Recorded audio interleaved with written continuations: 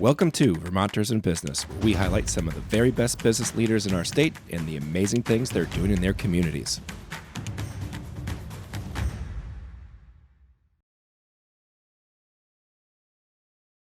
All right, people of Vermont, welcome to Vermonters in Business, where our mission is to highlight the businesses and business leaders in our state that are doing incredible things in both their work and their communities.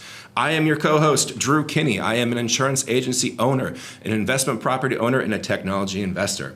We have an awesome show today, but first, join me in welcoming our co-host, Travis Spencer. He is a serial entrepreneur, a local business enthusiast, and of course, around here, we know him as a world-class insurance agent. King of the hot take, Travis Spencer. How are we doing today? Doing great, Drew. Glad to be back in front of the mic. You got any hot takes for us for this time? No, nothing today. You know, it's still early, though. I might have something by the next interview. All right. Well, we'll see how it goes. Well, we have an awesome show today. It's not often that we get to say that we have a bona fide rock star on the show, but, this time we do.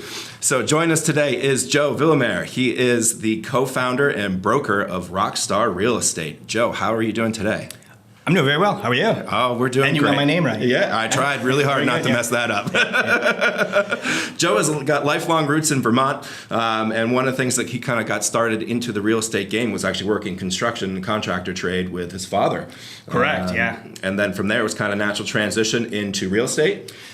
Somewhat of a natural transition. I grew up, in the hospitality world, started with, the maintenance, really starting from the bottom, and which was great because I learned all about, anything from electrical, plumbing, flooring, pretty much anything you could do on the maintenance side of things, and then kind of got more into the management side of things, so I learned kind of a whole different role, and that hotel that I was involved with, that was the family hotel. So it got to the point where small local hotel, a little harder to compete with some of the big chains out there, so we actually converted the hotel, which was an all-suite hotel, so it had, bedrooms, bathrooms, living rooms, and all that. We actually converted it to condominiums back in 2005. So that's what kind of started my interest, in real estate. I wasn't licensed at that point, so I was just part of more of the management side of things and making sure the sales went through and getting everything set up for the conversion and whatnot. And from there, once we sold all those units out, that's when we looked more into the development side of things on another piece of property that we still owned. Yeah, that's very cool. And talk a little bit about the Rockstar brand. As we were just getting started, I was saying that I think you have one of the best logos in the industry right now. Appreciate and it. I love that it's kind of, it fits your personality and your style, and you've been playing music since you were 8. So there's a lot of, ties to, just music and, that Rockstar brand. Yeah. We touched on this a little bit before we started rolling here, but I've been a musician since I was 8 years old, so that's really been the biggest part of my life. And up until I'd say I was over 30, probably 32 roughly, that was pretty much what I did. I still had, my business. In 2005, I started my property management company to help after the conversion of the condos to stay on site, manage the property, manage the association. So I still had that company at the time, but my big focus was still music-based because I was still in bands, still touring, recording records, and all that fun stuff. So a lot of my time went to that. I finally got to the point where I wasn't getting any younger. So it got to the point where I'm like, all right, I really need to step back, from music and focus on business. Of course, in around that same time period, I did get into real estate sales as well, where I originally started my career with Remax. So I started my career there. Again, it was supposed to be this little thing, hey, I'll do this. This is just another challenge for me. Because at the same time, we had started development on a big apartment complex in Essex. So for me, it's like it was one of those challenges. Like, all right, I got this big project going. I still got this company here, but it's like, what else can I do to push myself more? So then I got licensed, thinking I would do it kind of part time for the fun on the side, and I within months, I had a feel for it, and it was something that I really enjoyed. For my energy level, I was just always on the move, so it just fit my personality perfectly. Great. So when it came to getting in real estate, like I said, started with Remax, went to Keller Williams, spent many years at Keller Williams, and I was always trying to, kind of conform and kind of fit the mold of what people thought a real estate agent should look like. So there was me and the tie, the suit coats, and this and that, and as great as I was doing in real estate, I never felt like I really wasn't being as much myself as I would like to. So about 4, maybe 6 years ago, time flies. I decided to start my own team with in Keller Williams. So I was still under Keller Williams as an agency, but I started my own brand, own team. When I did that, I decided, all right, I'm going to do this. I'm going to do it my way. I'm going to make sure that I can do it so I can be represented within my brand of really who I am, deep down, which is a musician. So, I took the tie off, rolled up my sleeves, tattoos are showing, and Rockstar Real Estate was born. That's awesome. And I was real nervous, I got to tell you, because there was 2 years. I stemmed on this. I even had the logo. I had everything ready to go, and I sat on it for 2 years because I'm like, what are people in the industry going to think? Right. What are peers going to think? What are potential clients going to think? Right. So it just got to the point where, again, I wasn't getting any younger. I'm going to do it. I'm going to do it. I just want to go full bore. This is who I am. And I was shocked with some of the feedback that I got from agents. Yeah. We're talking seasoned agents, people that have been in the business for 40 years, reached out, didn't even just, throw me a message. They called me on the phone and said, hey, I think this is great. Nice. So this is a new generation. That's this awesome. is a whole new world, and I think what you're doing is fantastic. So for me, it was like a weight relief. off. Oh Yeah. big relief. And it felt great. Because like I said, I was very hesitant for a while because I didn't know how people would react to it. Yep. Right.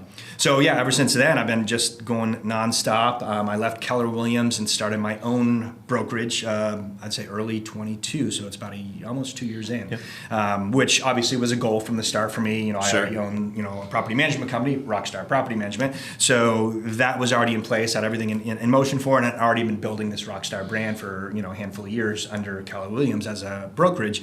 So it was a very easy transition for me. It was always part of my long-term plan. That's awesome.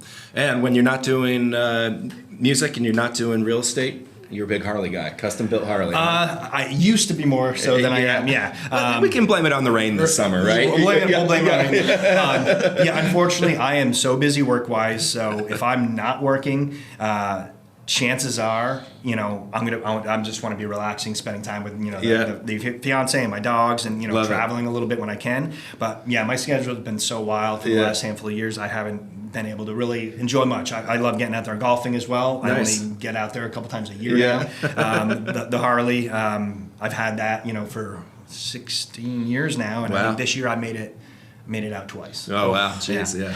It's the rain's fault. Well, it's also the way I built it. It's completely stripped down, so there's no suspension on the bike. The rear is rigid. So we're talking, you hit a crack in the road and it goes up through your spine. Yeah. And I've had 2 back surgeries, so it's the worst bike for someone like me. Gotcha. You can imagine. So, but I still love it, and it's great to get out. It's a bar hopper. Yeah. I'm going around town. And that's about it. All right. Well, one of the first things that we do on our show is something we call the Vermont Hot Seat questions. These just give folks a little taste of you as a Vermonter and kind of your preferences. Are you ready for the Vermonter Hot Seat? Let's have it. All right. Pancakes or waffles? What are you having with your maple syrup? Waffles. All right. Love it. Perfect day for you. Is it a winter day at the mountain or a summer day at the lake?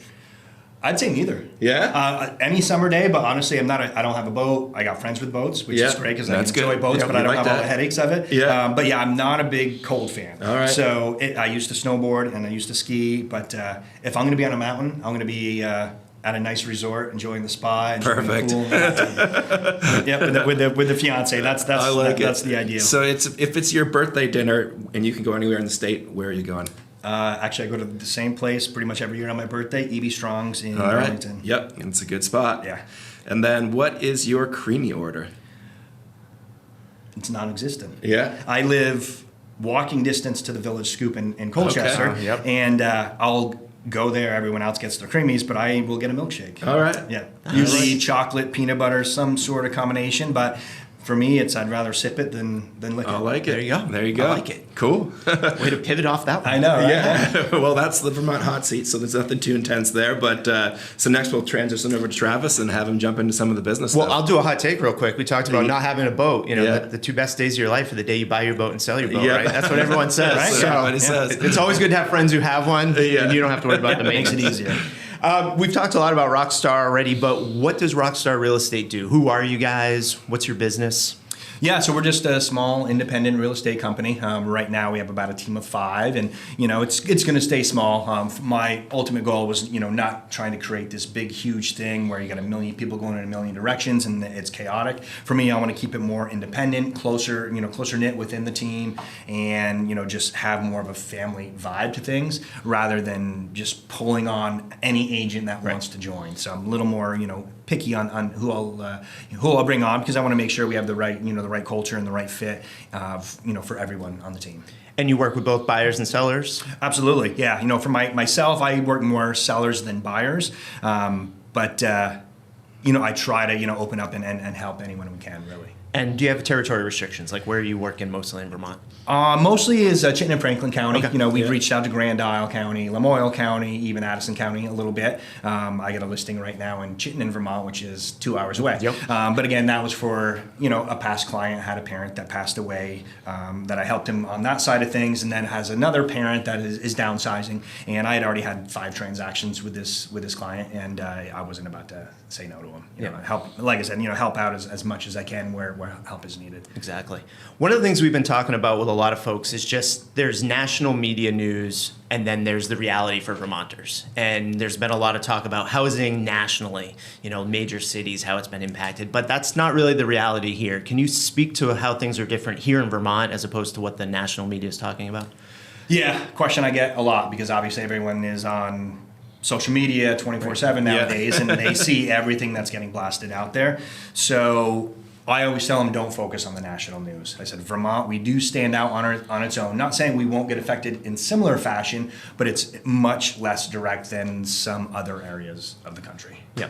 And what are you seeing for trends as far as like inventory? We talked a little bit about this before we got on. But what are you seeing for inventory? Inventory, we've been struggling with that for years now.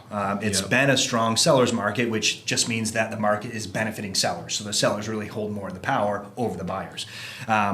With inventory low and the demand so high, it tilts things in a direction that over the last few years, especially post-COVID, we saw things happen that at least I've never seen in my career. And even, agents that have been in the game 20, 30 years, it's been first for them. Right. Where post-COVID, we really didn't know where we were going to go. And I think what happened was so many people, especially during a lockdown, buyers got trapped into their home or their small apartments and like, oh my God, I can't be stuck in this little place for this period of time again. We have to go out and we need to get a house, or we need to get something with more space. So post-COVID, once things kind of loosened up a little bit, you had just a huge rush of buyers coming to the market. And of course, that increased the demand. Mm-hmm. The problem was, post-COVID, sellers didn't want a bunch of people in their house, obviously post-COVID. So sellers that, even if they wanted to sell, weren't selling because they didn't want that foot traffic in their home.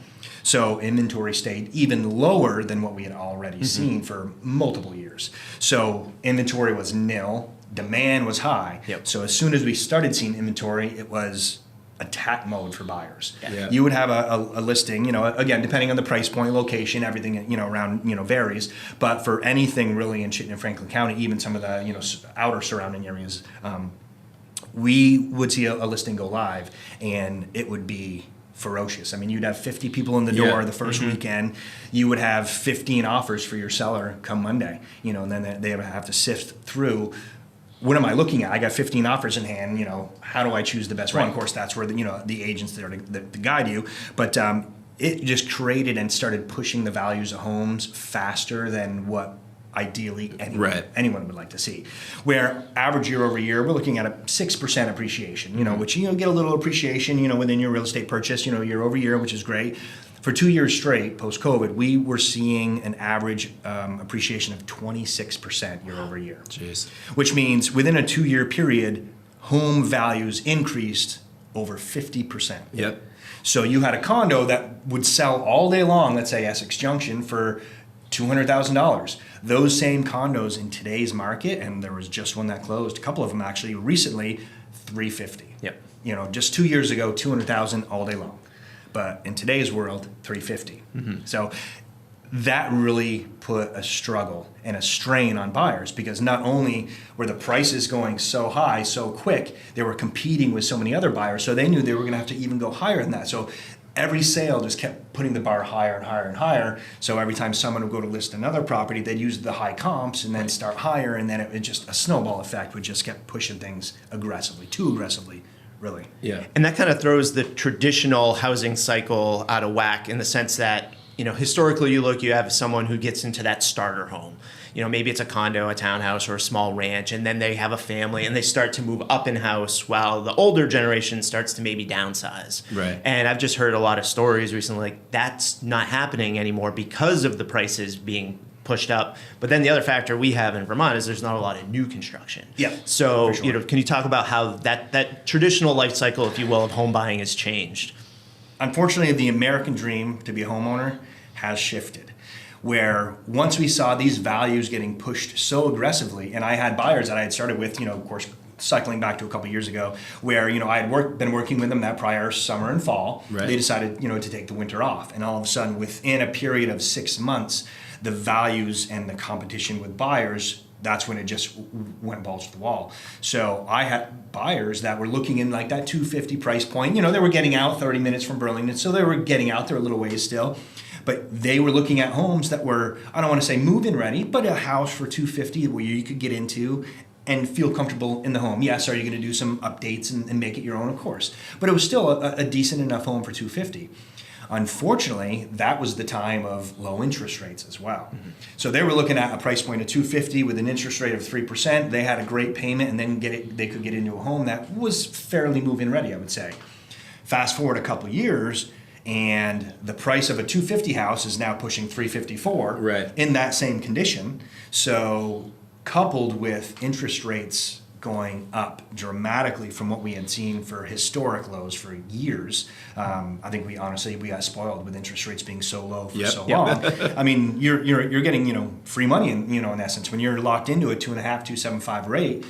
You're not paying a whole lot of interest. So people got accustomed to that. They think that was the norm, which it really wasn't. I mean, it was so drastically below the national 30-year average that people just thought, hey, this is what our interest rate should be. Right. Yep. So when they started creeping up, and I understand why they did it. They were trying to slow things down, but I think unfortunately, they increased too fast. Right. So now we're looking at 7.5% interest rates, and people at 3% are, holy hell, that's more than double than what I have. I'm not moving. I'm not Forget about moving it. forever. Yes, yeah, that's a great point, and that's the struggle we're in now. It's like, yes, it did slow things down a little bit. Some buyers had to, unfortunately, they got pushed out of the market because with prices so high from what they were used to and the high interest rates, it's like what they wanted to look at is now non-existent. If you were looking for a home at $250, unless you're looking to buy a mobile home, that's what you're getting for $250 in today's world, unfortunately.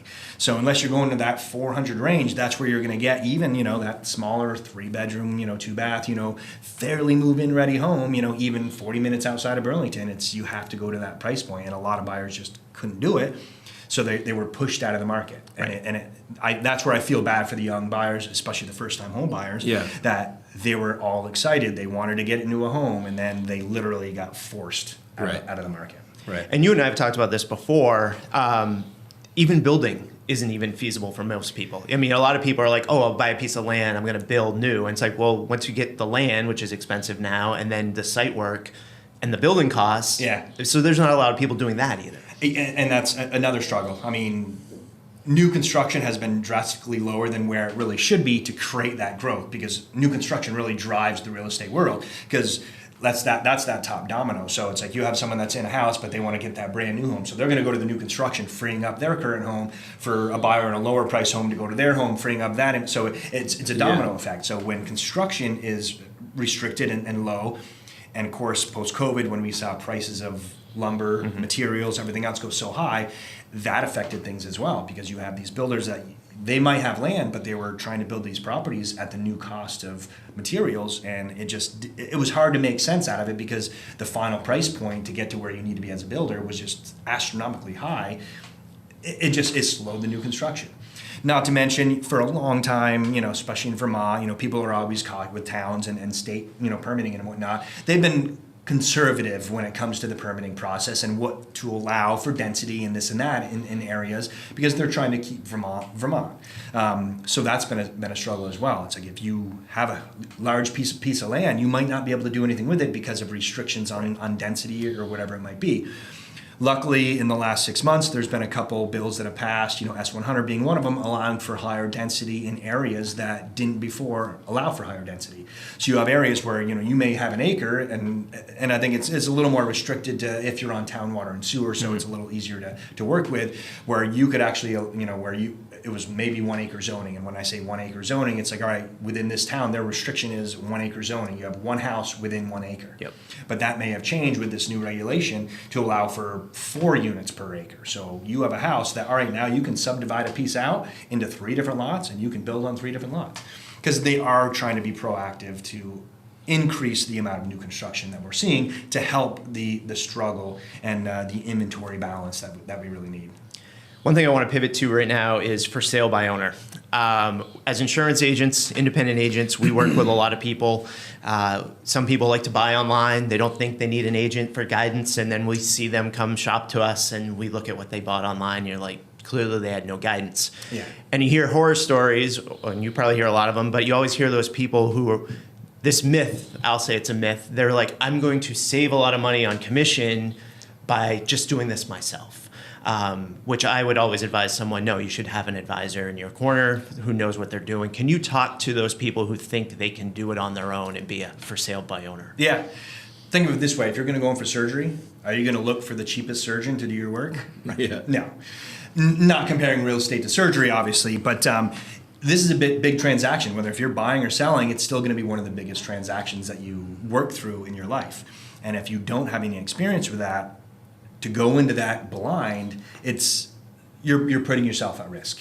For one, if you're a seller, what you potentially could have had, as far as final net price. As a buyer, you're going into it really blind, especially young buyers as well. You're going into the process not really knowing much about anything, whether it's what to look for in the house, how to structure offer. Especially in the last couple of years, if you were a buyer and you didn't have an agent that you were working with to try to write an offer that was going to be competitive to maybe beat out 6 other offers, right, shooting yourself in the foot. Yep. You would have no chance. I don't want to say, if I can say hell, but no chance in hell, Oh, yeah. trying to beat out other buyers because you have no idea how you needed to structure that offer to potentially compete.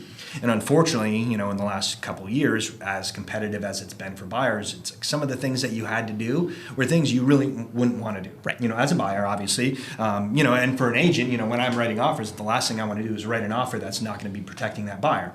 But the big thing for us and for me is when we have that initial first sit down with a client, a buyer or a seller, but with buyers, specifically, it's not just saying, hey, we're here to sell you whatever we can. It's educating them on the process, educating them on the market, and really preparing them for what they're going into. Right. And it'll even get to the point when I have a first consult with a buyer where I give them my spiel. I don't sugarcoat anything. I make sure they know exactly what they're getting into and what they might have to do to make this work. And I even ask them, after hearing all this, do you still want to buy a home in today's market?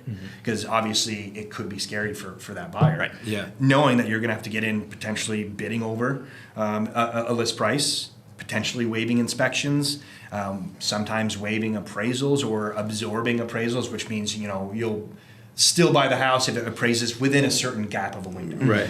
But those are the conversations I talk about this in my first sit down with buyers, where it's not for every buyer. Unless you want to do what you have to do to get into a home, then maybe step back for a minute and reevaluate in a year and see where the market is. I don't want to push anyone into doing something they don't want to do. I just like to prepare them right from the start.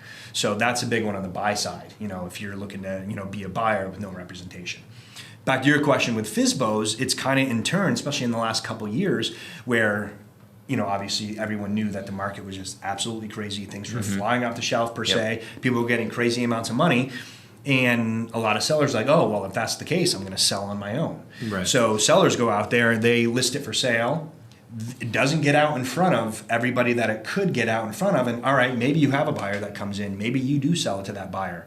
But maybe there's no other buyers and you're working with that one buyer. And yes, will they maybe give you your list price? They might. But they're also going to be, because they're 9 times out of 10, they're probably working with an agent. Right. Which means you as a seller is probably going to have to pay a commission to that agent because they'll structure that into the offer to say, Right. hey, I'll bring a buyer to the table if you pay me my X commission. Yep. So in essence, that seller is now paying an agent to work against them. Right. So that agent's going to be coaching their buyers. So they're going to be packing in all the inspections, this and that, and make sure that, through that process, they're getting their buyers as much as they can, more money off the table, concessions back to help fix things, whatever it might be. Where if that seller may have listed with a real estate agent, someone that's going to coach them through the process, getting that listing out to, millions of people rather than, dozens of people, then they're going to have that opportunity, and especially in the last 2 years, to open up to the full market. And that's where you get as many people in the door as you can. That's where we're getting those multiple offers, and we're guiding our sellers at that point when they have 10 offers in hand. All right, what are we looking at here? It's not just a purchase price. That's where a lot of sellers think, hey, I'm going to get X for this house. That's great. But there's a million other aspects to that offer. I mean, it's contingency dates. What contingencies are in there? What does that contingency mean? What could happen through that process? Or a small thing like, who is the lender? Right. A lot of sellers don't even realize if you have two identical offers and you have one buyer that's using, an out-of-state lender, let's say like Rocket Mortgage or something like that, what is that process going to look like comparative to working with like a local, a local company? Yep. And what do we see there? So if you've got two identical offers and you've got a local broker and a national broker for the lender, we're going to push our sellers towards that local broker because it's someone that we've worked with a lot, someone that we know is going to get to the closing table. But a lot of sellers won't know to look for little things like that. Right. Yeah. Exactly. So there's a lot to it when it comes to selling a house, and you could be leaving money on the table if you don't work with an agent. Yep. You have any Yeah, questions? we're sitting here. It's fall time, and we're headed into winter. What do you say to kind of the buyers or even sellers, that are probably nervous that wintertime things sort of shut down in Vermont, and there's less happening in the real estate world.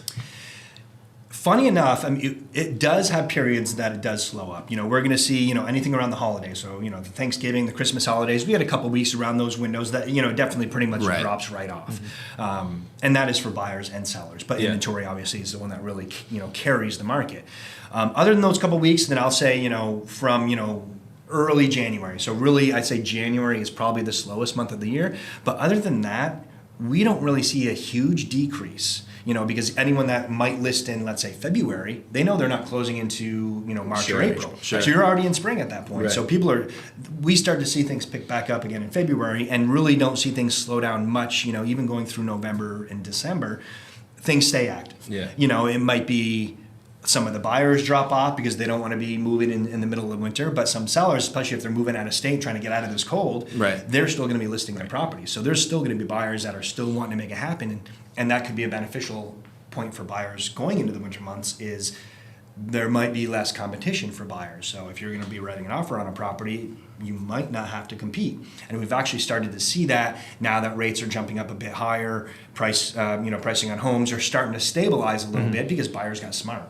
Buyers got sick of seeing a property get listed already high, knowing that I'm going to have to compete with all these other buyers, so I know it's going to go even higher. Right. So if you, and another kind of going back to the FSBO, and pricing your property right to start is huge right now. Yep. Because if you're pricing it too high to start right from the beginning, you're scaring away buyers. So you're going to price it high to start. You're not even going to get anyone in the door because every buyer's going to be like, no, that's high already. I'm not competing. Right. And then you're going to be having a conversation with that seller within a week to say, unfortunately, the buyers aren't seeing the value at this price point. And then you start playing catch up and you got to reduce that price to get more in line where you may have originally coached those sellers, but they wanted to see what they could do.